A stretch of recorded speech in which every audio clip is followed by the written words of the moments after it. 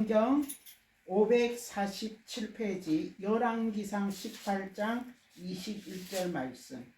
구약성경. 엘리야가 모든 백성에게 가까이 나아가 이르되 너희가 어느 때까지 두 사이에서 머뭇머뭇하려느냐. 여호와가 만일 하나님이면 그를 쫓고 바알이 만일 하나님이면 그를 쫓을지니라 하니 백성이 한 말도 대답지 아니하는지라. 아멘. 사랑이 많으신 하나님 아버지, 한 주간 하나님의 자녀로 하나님의 말씀을 쫓아 살아간다고 하였지만 내 생각과 내 마음대로 내 마음에 좋은 대로 살아갔던 것들을 용서하여 주시옵소서.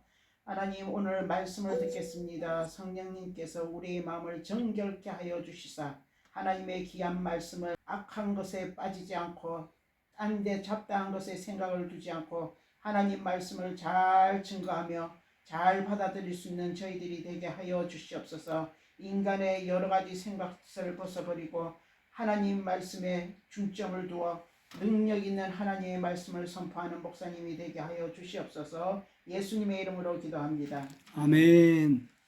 오늘 삶과 신앙 속에 딱 두 경계선이 서 있단 말이에요.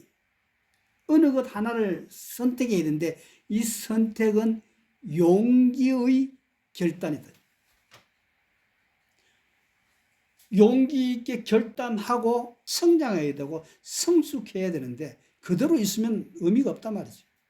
제가 여러분들에게 이야기하는 거, 천국 가는 것, AI 엘리베이터 타는 거 마찬가지다. 어떤 AI 엘리베이터냐? 예수님의 구주, 나는 길이요 진리요 생명이니 나 외에는 생명의 길이 없다. 나 외에는 중보자가 없다. 그걸 믿고 그 자리에 딱 서면은 자동적으로 문이 열리고 그 엘리베이터 안으로 들어가 가지고 천국에 올라간단 말이에요. 이래 타고 보니까 타면 어떻습니까? 세상의 어떤 비방의 조롱거리 소리가 하나도 들리질 않아요. 그리고 그 안에서 들리는 음성은 뭡니까? 마침내 태초전에 예정이 됐구나. 아, 임마누엘, 아, 할렐루야. 이 상황이 된단 말이에요. 오늘 이 시대, 열왕기상에 나타나는 엘리야 시대, 얼마나 험한 시대였습니까?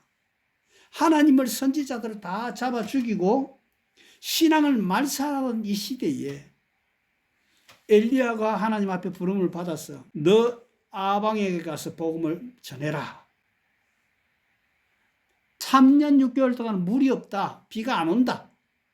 사실은 이스라엘은 하늘에서 비가 내리지 않으면 농사를 지을 수 없는 천수답, 하늘의 물만 기다리는 그런 나라였단 말이죠. 그런데 이 나라, 실상은 이 나라 백성이 어디서 왔습니까?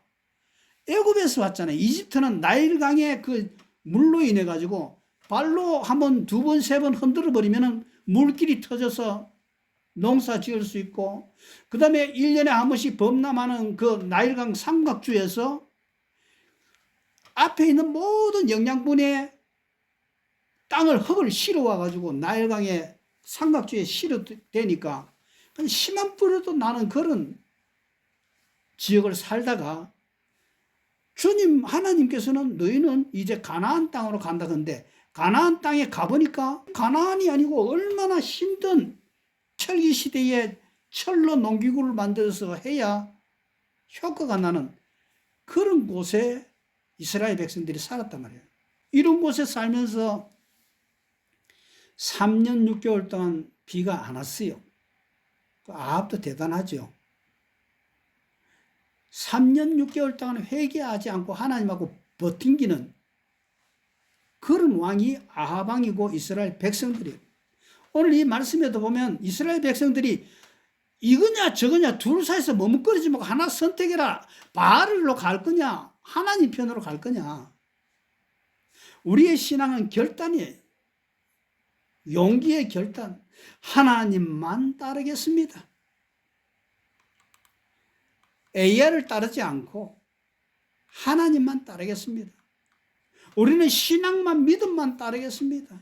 우리는 오직 하나님의 말씀만 따르겠습니다. 이것이 우리가 하나님 앞에 구하는 종교 개혁의 신앙이고 우리 위구노의 신앙이지 않습니까? 지금 내년 2027년 8월이면은 이제 한 달이고 1년 남았어요. 전 세계의 청년들이 한국으로 모여가지고 카톨릭 청년 대회를 하고 준비 중에 있습니다. 누가 주도를 하고 있냐면 천주교에서 하고 있어요. 교황이 하고 있단 말이에요. 우리가 잘 아는 대로 천주교는 이단입니까? 이단이 아닙니까? 하나님의 말씀에 봤을 때는 천주교는 이단이에요. 우리 신교회는 오직 믿음으로 하나님 앞에 구원받는다지만 천주교에서 가르치는 건 뭡니까? 성모성 앞에 가서 성모 이름으로 기도해도 하나님이 들으시고, 제가 이 브라질에 살다 보니까 기도하는 어떤 성인들이 따로 있어요. 여러분들도 아실 거예요. 자동차 새거를 살면 여기 상파울에도 그게 있습니다. 그 성당에 가서 그 성수를 차에 뿌리고 기도해야 사고가 없다. 그래서 축복받는 그 성인의 이름으로 기도하는 그런 성당이 있단 말이에요. 우리가 하나님 앞에 기도하는데 기도는 하나님 앞에 드리는 거고 예수님의 이름 외에는 다른 중보가 없다고, 다른 기도에 어떤 길이 없다고 분명히 성경은 이야기하는데 이걸 우리가 보자. 그리고 이걸 고치자. 그리고 우리가 이미 우리의 배가 떠났는데 이 배가 떠난 이 배의 성공적인 항해, 바다에 걸음을 걸어서 하나님 앞에 설 때까지는 신앙을 선택하고 하나님만 붙들고 나가자. 이렇게 하기 위해서는 우리가 뭘 해야 되느냐? 엘리야가 이스라엘 백성들을 갈멜산으로 올라와서 누가 진짜 하나님인지 한번 보자. 그 위기의 시대에 영적인 대결을 했단 말이야. 영적인 대결. 어느 분이 하나님인가? 바알이 하나님인가? 여호와 하나님이 참신인가? 이 영적인 어두운 시기에, 영적인 가늠함과 타락의 시대에 엘리야는 이스라엘 백성들을 다 불러 모으고 왕과 그의 신하들을 불러 모은 후에 제일 먼저 한 일이 뭡니까? 예배의 회복이었다. 예배의 성공자가 인생의 성공자 된다고 우리가 늘 이야기했죠. 예배를 수축하자. 아까도 진정한 참된 예배는 내 마음이 전심으로 하나님을 향하여 기대하고, 내가 죄인입니다.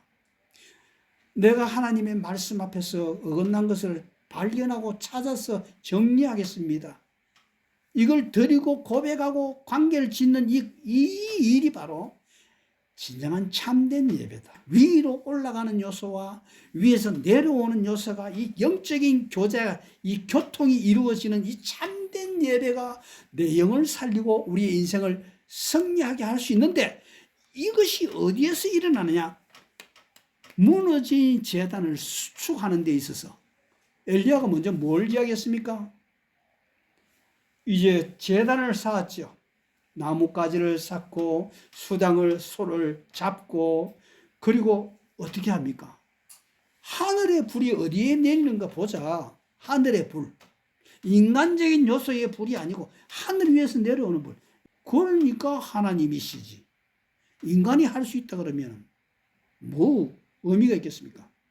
그래서 제단을 쌓아놓고 850명의 선지자들이 아침부터 정오까지 저녁 소재 드릴 때까지 뛰며 자기의 몸을 해하기도 하고 이렇게 하면서 바알 신, 아세라 신을 불러댔다 그럽니다.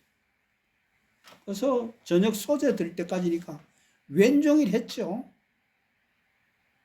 그런데 응답이 없자 그 다음에 이제 엘리야가 나타납니다.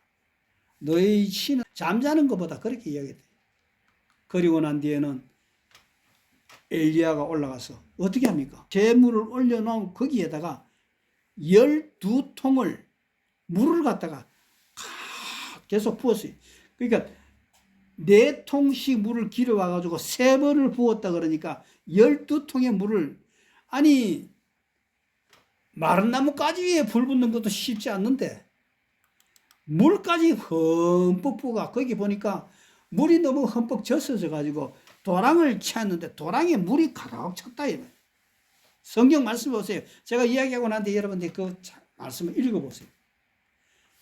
도무지 불붙을 수 없는 그런 환경 속에서 엘리야가 하나님 앞에 기도하고 결국 하늘 위에서부터 불이 내려와 가지고 그 불을 다 태웠는데 어느 정도였느냐?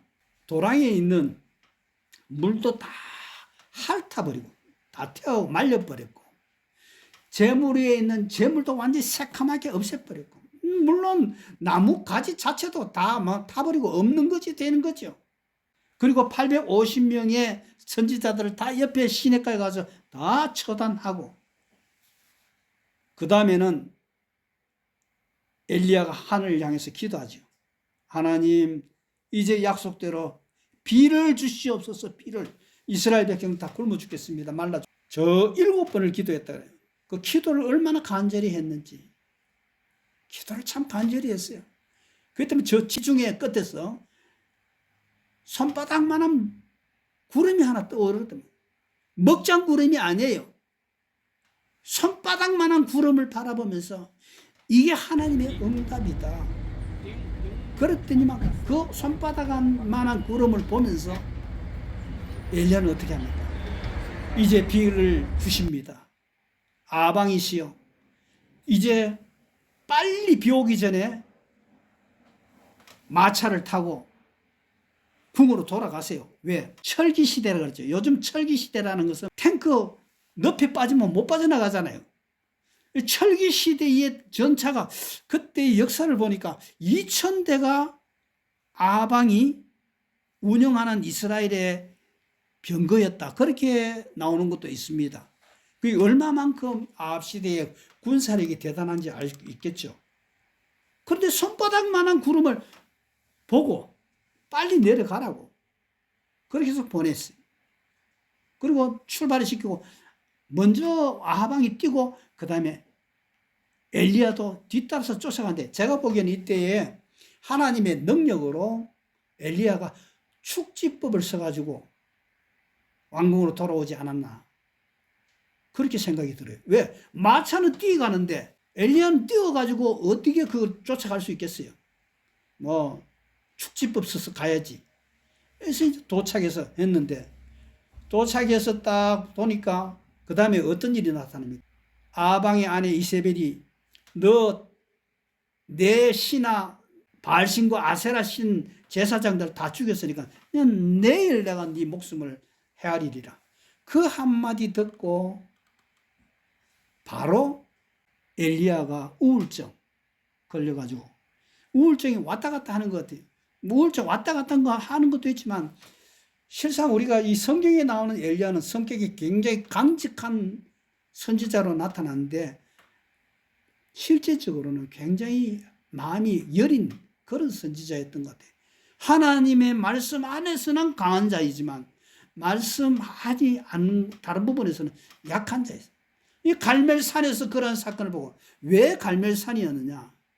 지중해에서 떠오르는 구름이 제일 먼저 갈멜산 정상으로 지나치면서 비를 뿌린다는 거예요.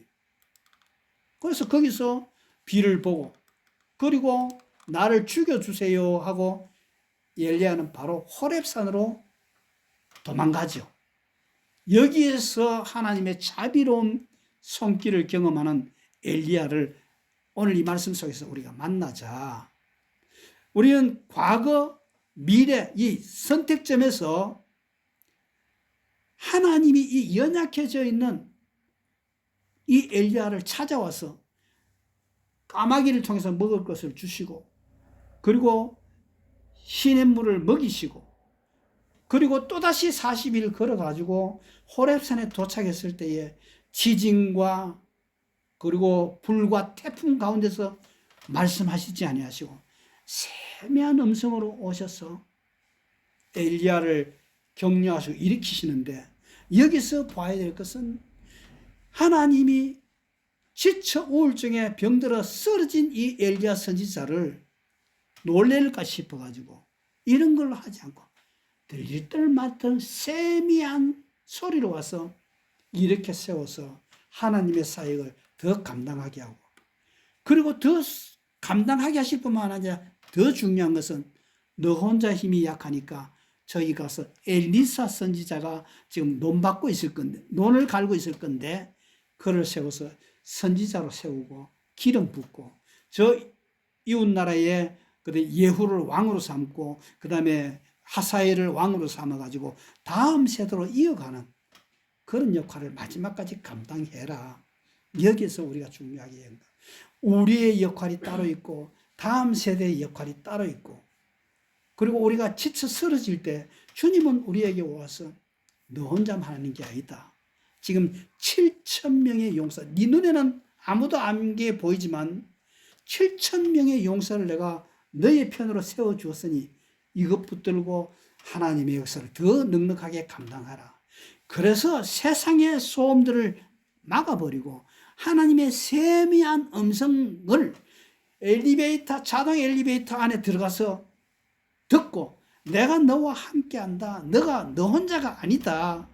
이 AI의 시대에 진짜 AI인 하나님의 말씀 AI 속에서 만나시고 더 훌륭한 존재로 키워내시는 AI의 주인이신 하나님을 보시지, AI의 눈에 보이는 바알신으로 가는 그런 우리의 실수를 하지 말자. 우리 교회도, 여러분 성도도, 우리 모든 이들이 이 축복을 이 한 주간에 받으시기를 주의 이름으로 축복합니다. 기도하십시오. 하나님 아버지, 오늘 주신 이 말씀